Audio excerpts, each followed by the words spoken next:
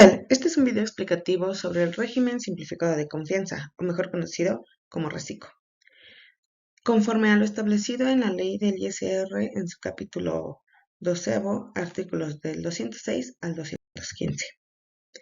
El artículo 206 establece que deberán cumplir sus obligaciones fiscales las personas morales residentes en México, cuyos ingresos totales en el ejercicio inmediato anterior no excedan la cantidad de 35 millones. Asimismo, es importante considerar que, cuando los ingresos obtenidos por el contribuyente en el periodo transcurrido desde el inicio del ejercicio y hasta el mes de que se trate, excedan la cantidad señalada, es decir, los 35 millones, el contribuyente dejará de aplicar lo dispuesto a este régimen. No tributarán en RECICO las personas morales cuando uno o varios integrantes participen en otras sociedades mercantiles, donde tengan el control de la sociedad o de su administración. Cuando los contribuyentes que realicen actividades a través de fideicomisos o asociación en participación. Quienes tributen conforme a los capítulos 4, es decir, de las instituciones de crédito, de seguros de fianzas, de los almacenes generales de depósito, arrendadoras financieras y uniones de crédito. Asimismo, el capítulo 6 del régimen opcional para grupos de sociedades, el capítulo 7 de los coordinados y 8, régimen de actividades agrícolas, ganaderas, silvícolas y pesqueras, del título 2 y las del título 3 del régimen de personas morales con fines no lucrativos de esta ley. Quienes tributen conforme al capítulo 7 del título 3, los contribuyentes que dejen de tributar en lo previsto en este capítulo. Por su parte, el artículo 217. Los ingresos se consideran acumulables en el momento en que sean efectivamente percibidos, los cuales pueden ser recibidos en efectivo, en bienes o servicios, aun cuando aquellos correspondan a anticipos, a depósitos o a cualquier otro concepto. Una vez recibidos, se consideran ingresos. Por su parte, el artículo 208 establece que los contribuyentes a que se refiere este capítulo podrán efectuar las deducciones siguientes: las devoluciones a que se reciban o los descuentos bonificaciones que se hagan siempre que se hubiesen acumulado en el ejercicio correspondiente, las adquisiciones de mercancías, así como de materias primas, los gastos netos de descuentos, bonificaciones o devoluciones, las inversiones, los intereses pagados derivados de la actividad sin ajuste alguno, las cuotas a cargo de los patrones pagadas al Instituto Mexicano del Seguro Social, las aportaciones efectuadas para la creación o incremento de las reservas para fondos de pensiones o jubilaciones del personal y de primas de antigüedad contribuidas en los términos de esta ley. Por su parte, el artículo 209. Los contribuyentes a que se refiere este capítulo determinarán la deducción por inversiones siempre que el monto total de estas no hubiere excedido de 3 millones de pesos. Los porcientos máximos autorizados serán los siguientes. Tratándose de gastos y cargos diferidos, así como para las erogaciones realizadas en periodos preoperativos, son los siguientes: 5% para cargos diferidos, 10% para erogaciones realizadas en periodos preoperativos, 15% para regalías, para asistencia técnica, así como para otros gastos diferidos, a excepción de los señalados en la fracción siguiente, los cuales dicen: en el caso de activos intangibles que permitan la explotación de bienes del dominio público o la prestación de un servicio público concesionado, el porciento máximo se calculará dividiendo la unidad entre el número de años por los cuales se otorgó la concesión.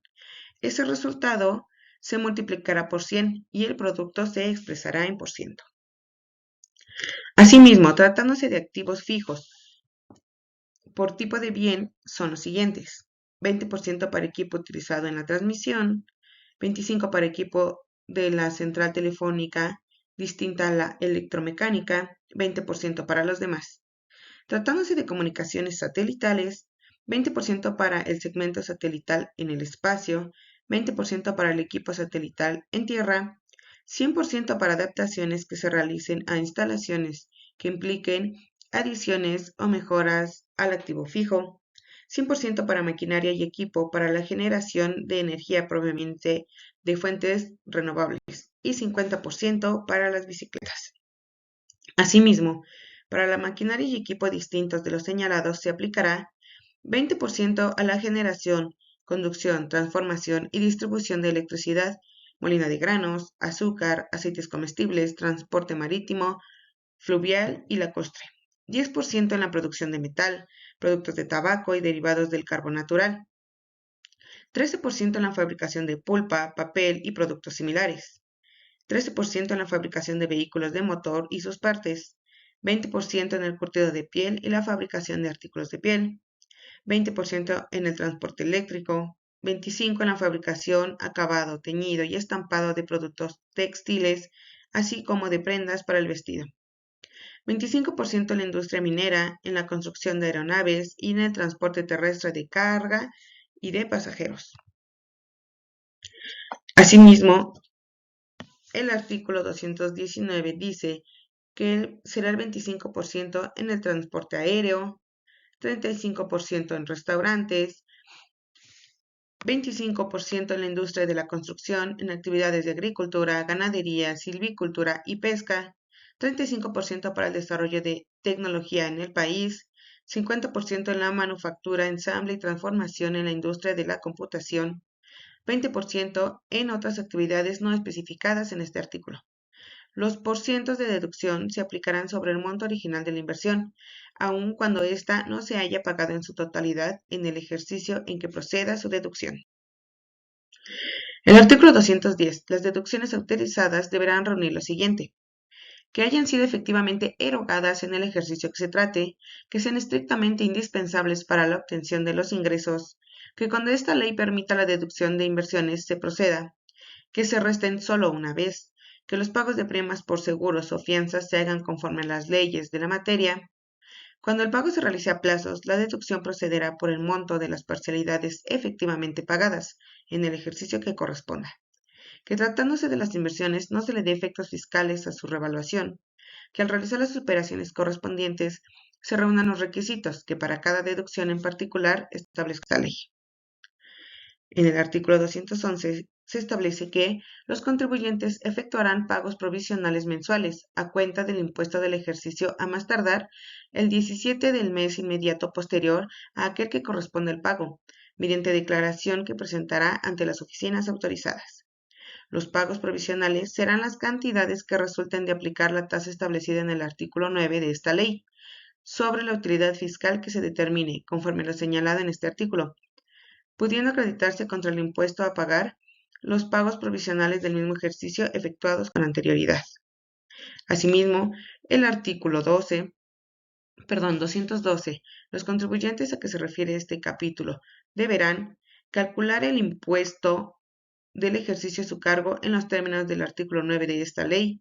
Contra el impuesto anual podrán efectuar los siguientes acreditamientos: el importe de los pagos provisionales efectuados durante el año de calendario.